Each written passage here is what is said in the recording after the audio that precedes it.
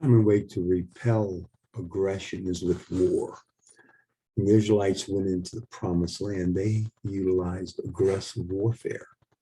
But once they were there, even though they broke the commandment, they were supposed to drive out all the inhabitants.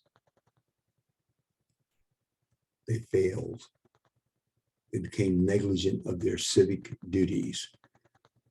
And as a result of becoming negligent in choosing proper judges, in vetting the judges and making sure the judges were following the law, they became indolent in their civic duties. They became indolent in their religious duties. They didn't drive the people out. And they had hundreds of years of problems. But now they had a defensive war. They weren't going anywhere outside of Israel. They were staying in Israel and doing defensive wars. Everyone was eligible. But here are the Lord's strictures on warfare.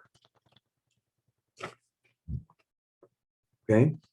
He says, combatants must be male, 20 years of age and upward. Certain men were exempt from immediate service. Those with a new home, and had not dedicated it. Those with a new field, and had not eaten of it.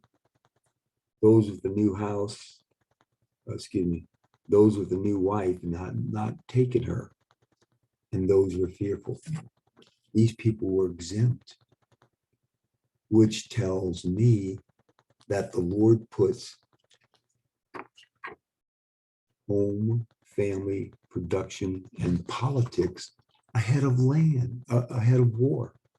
Pardon me, ahead of politics. Reiterate, he has home, family, production, and land ahead of politics. Or you defend yourself.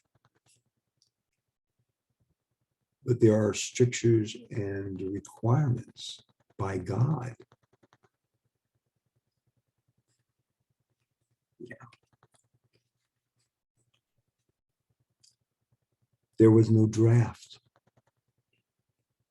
Israel had a militia. You kept your weapons in your own home, like the Nephites did. Was this a reason why the founders did not want a standing army? They had a militia.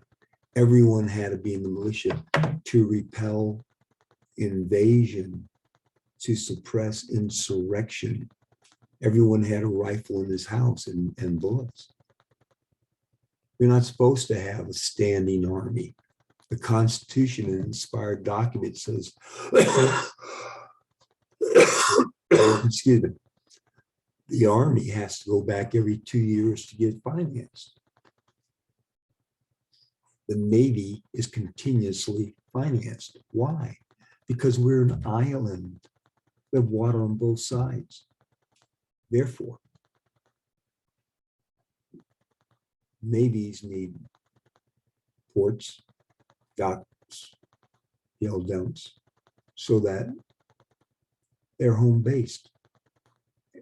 Air Force needs landing fields, bases, repair shops, home-based, defensive.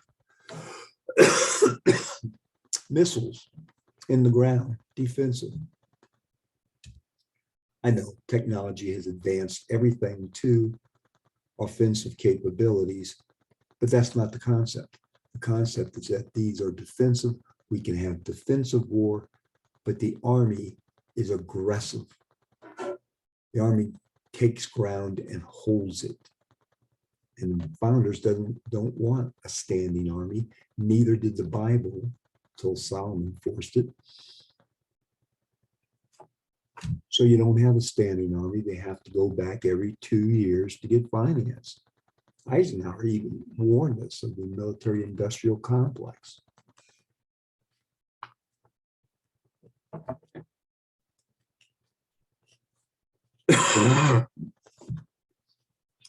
War is supposed to be defensive and restorative of the godly order. In an ungodly society of today, politics with unconditional surrender makes war on the family, the home, production. In the Bible, if you go make siege, if you have a siege against the bad guy, you can't tear down, you can't cut down the fruit trees. You cut down the non-fruit bearing trees, the land and production. But with nowadays war, I'm an Agent Orange contaminant, defoliation. And they spray it and defoliate. They attack the land, they destroy the land. Dresden bombing, burning the land. Hiroshima and Nagasaki, burning the land, burning the houses, destroying the people, production. This is ungodly. In fact, we'll talk about it in the future. Our last good war was 1812. And I can take you through these other wars. They were evil. They were evil. They were wars on the American people by the American government.